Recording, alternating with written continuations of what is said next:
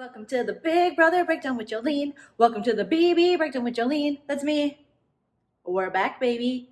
Maybe. Kinda. Sort of. Probably not. Let's talk about it.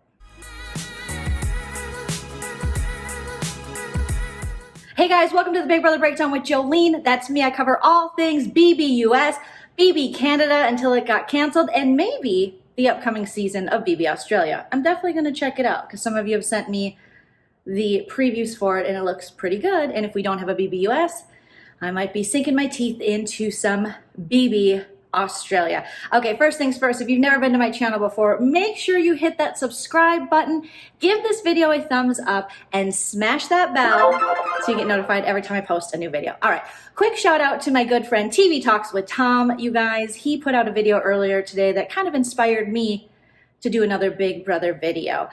He was talking about, will they have a BB22? Won't they have a BB22? There is a link for that video down in the description, so make sure you check out TV Talks with Tom and give him a sub. He is wonderful. Okay, so here is what we do know about BB22. Technically, if we're going on what happened last year, June 27th, I think, is when we had the big cast reveal, when we were hopeful. And we were like, oh my God, that guy that like a little bit kind of looks like Jason Momoa, he's probably not gonna be that bad, right? Oh no, he's bad. He's real bad. Oh, but what about that girl who's all earthy? She's kind of got Caitlyn vibes and she's like flowy and she's, you know, she's got a girlfriend who she broke up with. She's probably gonna be really cool. Oh God, does she cry the whole season? Oh no. It's not like there's gonna be racism. Like there's that guy from Tennessee who wears like cowboy boots and has got like a square jaw. He's probably gonna be okay, right? No. But at least there's not gonna be any like weird showmances where it's gonna be like really uncomfortable. Holly Beth, 24, Wyoming. So that's when we were introduced to the worst cast of BB we've ever encountered. Yeah. Well, I mean, 15's pretty close. Yeah, we've had some bad casts, but last cast was pretty bad with a few little hidden gems there. So since it is June, normally I'd be prepping on my channel, getting ready, like when are we gonna see the house, Julie Chen? When are you gonna show us everything? What's the theme this season? And then who is actually been cast on the show. We see their pre-interviews, and then Jeff Schroeder comes in and does a really awkward job of interviewing them. And then we move forward into the summer with some good interviews by Ika Wong from BB Canada. However, it looks like right now, you guys, Robyn Cass, who cast the show at Casting on Twitter, is saying that all the semifinalists have been contacted, and that was back in May. So they definitely had a casting process this year. They probably have a cast ready and lined up because there's been articles in Deadline, and super higher ups at CBS have said they're hopeful for Big Brother and Love Island this summer, but it might just be a little later than we're used to. However, prior to BB15, Big Brother didn't start till into July anyways, so maybe that's the case. Now, what worries me is that Los Angeles County, where Big Brother is filmed, is still on a stay-at-home order. So the likelihood of us getting a Big Brother by the end of June, very unlikely, because they have to be in sequester 2 weeks before, and there's all these things that go into it. And now they could sequester the upcoming BB cast and make sure they don't have COVID, put them in the house, but the risk lies in the production crew and working, and they might be susceptible to COVID, bring it in, infect each other. There's all these different factors to take into account since we are still in a pandemic. So I doubt we're gonna see it end of June. So most likely what we'll see, if we're lucky, I think we're looking at an end of the summer, maybe like a fall BB OTT thing, or even like a winter BB season, and that'll take the place of Celebrity Big Brother, which I still haven't forgiven CBS for canceling Celebrity Big Brother. Can someone give me a reason why they canceled Celebrity Big Brother? Okay, don't say it sucked, because it didn't suck. It was really good, and it had tons of potential, and we only got 2 seasons, so bring that shit back. That's what I'm saying. Since we are still not sure if there is going to be a Big Brother this season, if BB22 is actually going to start production, what I decided to do is I'm gonna start doing a couple Big Brother silly fun videos of rankings and memories, and just take a trip down Big Brother memory lane. Because you guys, if you're real fans of the show, we even like talking about old seasons. That's how crazy fun us Big Brother fans are. So this video in particular is gonna be really fun. Now let me just warn you, it's probably gonna piss some of you off. We all have our favorites, we all have opinions, who to like, it's all subjective. Calm down. There are bigger things in the world to worry about. But I put together a list from the past 1, 2, 3, 4 seasons. I had to count that. Math wasn't my forte. I'm not like a Bronte, you guys. I'm not like a mathematician. We'll get to her. I put together the worst players in the past 4 seasons. Now I narrowed it down to picking 2 bad players a season. I know I could probably pick more, and I could probably go off a lot of things, being, did I like them personally? Were they racist? Were they horrible? Were they misogynist? Were they Jack? Were they Jackson? I could have went that way, but I tried to go in an actual strategically Big Brother game. Who just didn't know what was going on? Who made bad decisions almost every chance they got? But I'm going to be talking about BB21. I know. It's too soon, but I got to do it. BB21, BB20, BB19, and BB18. So let's get started. So as much as we all loved BB21, jokes. There were 2 players that stood out to me as 2 of the worst. And again, I am not even going by how much of a garbage human being they were. I'm actually just going by, did they know what was going on? Did they even play the game? Did they screw up royally? So here's my first pick. My first pick for worst player of BB21 is Annalise. Oh my gosh, I had so much hope for her going in. She was this young woman. She played soccer. She seemed like she was going to know what she was talking about, and instead she didn't do anything. All she did was mean girl her way through the entire BB21 season. She was like, is this about tanning? Or doing that knee thing, juggling with the soccer ball? If not, why am I here? Every chance she had, she was either a brat, she was either boring, she hooked up with arguably one of the worst guys in Big Brother history, and she brought nothing, yet she had all the confidence of a winner. She was like, yeah, I'm really good. They're probably threatened by me. No one was threatened by you. You didn't even know what a verb was, Annalise. So Annalise I picked because she just never knew what was going on. And it was to the point where it was infuriating. Because as Big Brother fans, we want you to at least understand the game. And she didn't. She had never watched a season before. They all lie and say, me and my family sit in front of the TV. Didn't buy it for 1 second once. When you don't know what HOH is, you haven't watched the game. It's one of the most important acronyms you should know. And she had this arrogance, this undeserved arrogance that was infuriating. She hated on the other women in the house. She was petty. She was a crybaby. She didn't know how to cook an egg. There was nothing good about Annalise's game. And then all she's known for now is the shower stool and the chicken suit. Neither of which you should be proud of, but you should definitely be more proud of the chicken suit. Way less diseases. Now my next pick for worst player of BB21, you guys are going to get mad at me. You're going to get real mad at me. There's going to be hate comments. And okay, but hear me out. It's Cliff Hogg. Oh my gosh. I'm sorry. Apologies to the family. I'm sure he's a fine human being, but he sucked at Big Brother. Not only was he boring to watch, but he was one of those super fans who comes in like, hey y'all, I just can't wait to go do Rob Has a Podcast. You guys heard of Rob? All he did was shout out other podcasters of Big Brother. And maybe I'm mad because he never shot me out, okay?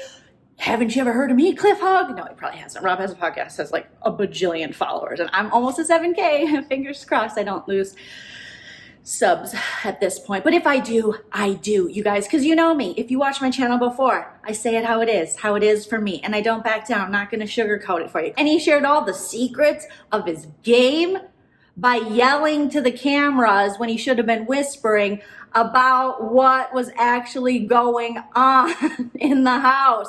So people were like listening at the door of one of the rooms and were like, what? It was so, oh my God, the racist dude just walked by. Mind your white dogs, buddy. Mind those white dogs. And his nosy ass stopped and did this. There's a ring light. You think I'm talking to you? I'm talking to a ring light in the phone. Dang. This neighborhood watch is crazy. So as I was saying, All Cliff Hogg did was carry around a stuffed owl so that he could get more time on BB After Dark, and then wake up early in the morning so he could shout his secrets into cameras. It's like, dude, all the other players had to do was wake up and go pee, which a lot of them had to pee because I think like UTIs were like running rampant last season. They had to wake up, go pee, and be like, excuse me?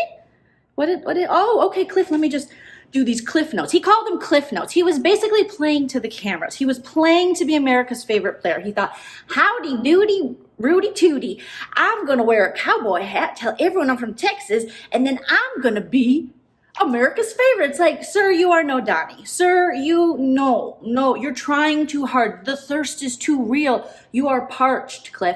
Now, I know a lot of you love Cliff. You think he's a down-home, boot scoot boogie dude. Good. Probably great, you know? Have fun seeing him at the county fair, but as far as Big Brother goes, his game was not strong enough. Yes, he was evicted and then won his way back in. Flukes happen. Way to get voted out and then get your ass back in the game. Way to go. But then when you did come back in the game, you didn't listen to your true allies. Had he listened to Nicole, had he actually known what was going on in the house, he would have known not to go the Jackson Holly way. There's just so many mistakes that Cliff Hogg made because I think he literally was just like, I'm so excited to be here. I hope I get on one of them podcasts. I've always wanted to wear ear things over your ears and be like, hello, Cliff here, Cliff's Notes. If you come into the show with segments already for yourself, you're probably there for the wrong reasons. So Cliff Hogg's game was not good, and arguably he most likely handed that win to Jackson. When he could have listened to his partner, to the person he was supposed to trust, he didn't. He thought he knew better. Maybe you should listen to Nicole and not yourself, because Nicole doesn't go in other rooms in the house and go, hey y'all, it's me, Cliff Hogg. Here's Orwell. He's under my pits because then I can say hi to my wife. I'm trying to win America's favorite here. I love my wife. Here's what's happening in the house. People think I don't know. I do. This is all I would do. Here is my entire game plan. You still on me? Cool. Morning coffee. Also, my son, did the camera go over here? Okay. My son needs a job. His resume, he's on careerbuilder.com. No, Cliff. No. Cliff Notes were the worst thing that he could have possibly done. To just be shouting it out in a loud ass whisper. He had a miracle ear whisper, okay? That was not like, it wasn't ASMR. It was a miracle ear whisper. It was like, we can hear you, Cliff. And he's like, huh? Bad game. Bad game. Next up, Big Brother 20, you guys, and one of the worst players in Big Brother 20, Fessy. Fessy.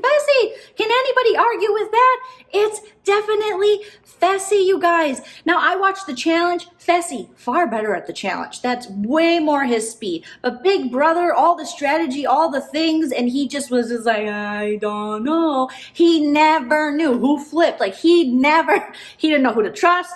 He didn't know what gameplay was. He flipped on an ally, Scotty, and got him out because, again, he was thinking with his man junk than actually thinking, you know, with his brain up here. He was thinking with the brain down there. So he was like, yeah, Scotty just wants Haley. Who cares? It doesn't matter. That doesn't affect your game. You have to go after the numbers, the alliance that has been knocking you off one by one by one. Figure it out, Fessy. And he never truly figured it out. And he just never knew what was going on. And he was way too easy to manipulate.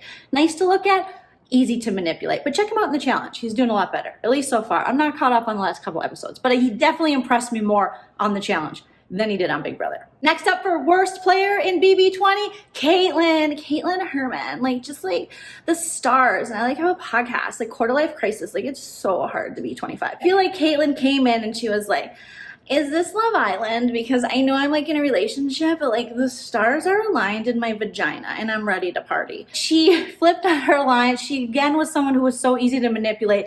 She wanted to cry and play the victim. I remember there was a scene, and I say a scene, but it is a TV show. There was a scene where she was in the HOH room. She's like, my alliance is mad at me. I don't even know why. It's just because I flipped on them. And all the guys are shirtless and hugging her, like Tyler and Brent and Winston, what's his name? Winston and Brent. I don't know. Julie Chen called him Brent, so who cares? You know, and she's just like, and they're like, it's okay. And she's like, And in her head, you know, she's just hearing, you're all I ever wanted, schlong, schlong, schlong. You're all I ever needed, schlong, schlong, schlong. So tell me what to do now, and I'll flip on my alliance. Caitlin's just the kind of player, I think she'd be great like on the challenge. I mean, she wouldn't be good at challenges, but she would be drama. She would get into some boy drama. She'd talk shit to people she wasn't supposed to talk shit to. Note how she reacts on Twitter to people that she really shouldn't come for because unless they call for you. I go on. And then she has to forever live with the embarrassment. It's almost like the Big Brother producers were handing her the ultimate gift. Like, we want you to be able to stay in this game. So we're going to allow you to put together a puzzle that my 2-year-old niece designed. And it is just your head, your body, your legs. You got 22 minutes to do it. Good luck. And she's like, okay, let me just like meditate. How am I gonna do this? And she fails. She fails. It's a head, arms, legs. And she's like, I can't do it. I can't do it. And we're like, we know. She's just another one of those castings that have been made over the past 5 or so years that really should have went to like a dating show. The Bachelor would have been great for her, especially because I don't watch The Bachelor. I would have loved for her to be on that show. Her spiritual voices, like her grandpa or whatever, who was the bird, was that who it was? I don't know. Should have told her, you know, like, this isn't for you. Caw, do X on the beach. Caw.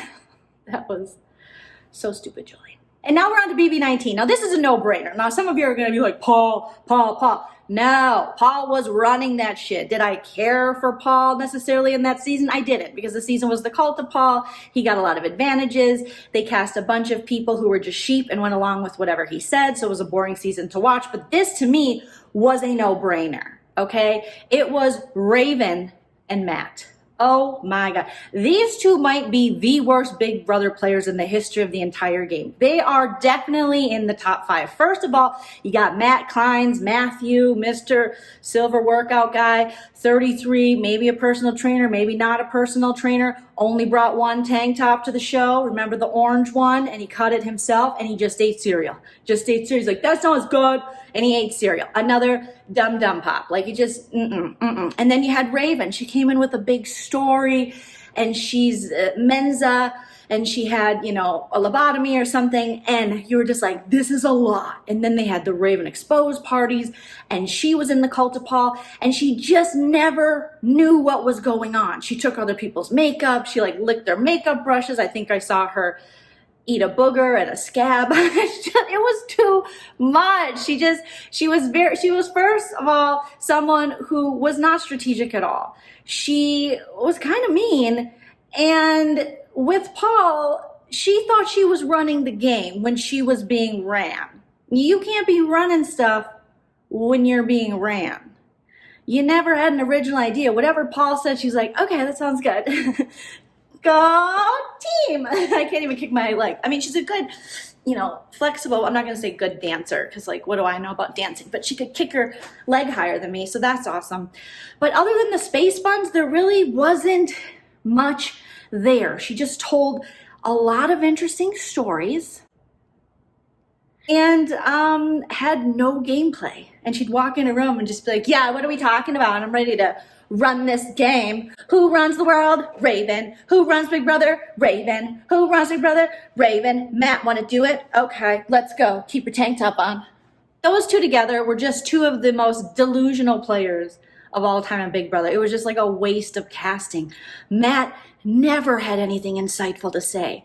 He was just so doy. That's all I can think of. He was just like, you guys, so my plan this summer is to keep the cereal stocked, so just make sure you guys are aware that this cereal will be stocked. In my mouth. That was a joke, Raven. Cartwheel. And I just wanted to burn my eyes out. If I never see those two again on my television, it'll be too soon. And finally, Big Brother 18. The two worst players to come out of that season were number 1, our guy, not our guy, but a guy, Corey Brooks. Oh, lordy, look who's 40. I could not believe they cast Corey. Again, miscasting. He belongs on X on the Beach, which he went on later, and he was equally as boring, but at least it felt like he fit in there. Everything was over Corey's head. It was just like, the only thing that was under his head was Nicole, which basically what he dedicated his season to was hooking up with Nicole and being in bed with Nicole and having finger fun and all that stuff, which again, fine to do, but where's your game? He never had any game. Okay, at some physical comps, I think, but just when it comes to here and strategically and anything else, It was like the character from A Mighty Wind. What happened? What happened? Like, he never knew what's happening. He was another Fessy, kind of like, who flipped?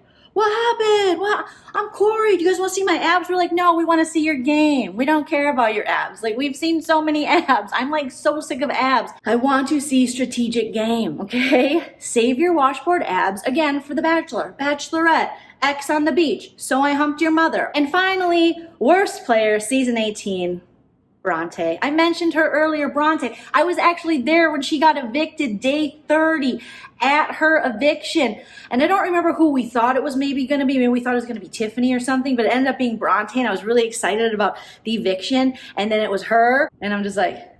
And then she came out and she was cute and she was sweet and smart. But remember her secret when she came to Natalie and she came to Bridget? She was like, okay, you guys, okay, I don't have anything to lose more in this game. You know, she was like a squealer. And she's like, okay, I have a big secret to tell you, but like, you can't tell anyone, but it's like, I have nothing to lose. Okay. And they're like, what? Like, Natalie's like, are you like a YouTube star? Are you like important? Are you famous? And she's like, okay, kind of. Okay, oh my gosh, I don't even know. Like, I haven't told anyone. This is so, and she built it up, and we're thinking, what is it? What is it? She goes, I am a secret nerd. Oh my God. And she started crying. She's like, I'm really smart. I know you guys think I'm stupid, but I'm not. I'm not. I know I'm about to go home day 30, but I'm like not stupid. I'm not. I'm like, I love math. Math is life. Like, I want to do math for like the national security or something. I just like the NHS, not NHS. I forget what it's called, but it's like where they do surveillance on Americans and break their constitutional rights and like break into their computer and stuff. Like, that's what I want to do. It's like my dream. I want to spy on Americans through mathematics. I can't believe it. And we're just like, her game was messy. She didn't align with the right people. She, again, didn't know what was going on. She wanted to come in there and be like, play the cute, I'm not smart. But you have to tell a couple people you're smart so they'll want to work with you and then have some strategy going forward. This is a social game. You can't just hide everything about yourself. And yeah, you can play stupid, but you better be undercover with your smartness, making things happen and pushing through plans. When she came out, you know, her interview was lackluster, and it's another opportunity where they could have cast with someone maybe more aggressive, maybe someone who was smart but knew how to play down their smarts while still playing the game. A lot of these people I listed just weren't good at playing the game and really had no game, or they thought they were so great when really in reality they weren't great at all. So it's delusion. Not meant for the show, no strategy. That's basically how I picked this list. There'll be more lists coming forward your way, more videos for Big Brother as we reminisce, as we wait to see if we will have a new season of BB22 coming at us this summer, this fall. You know, winter, spring, summer, or fall. All you gotta do is call Big Brother and we'll be there. Yes, I will. I'll be waiting. Let me know in the comments what you guys think. Please give this video a thumbs up. Thank you guys so much for watching. Hopefully it was entertaining. It brought a little joy, a little smile, maybe even a little chuckle. And I will see you on my next video very soon. And let's just put it out to the Big Brother gods that we will have a season 22 sooner than later. Also, shout out to my friend, TV Talks with Tom. Link in the description. Go sub to him, you guys. Let's get him up to 1,000 subs. All right, take care. Bye, guys.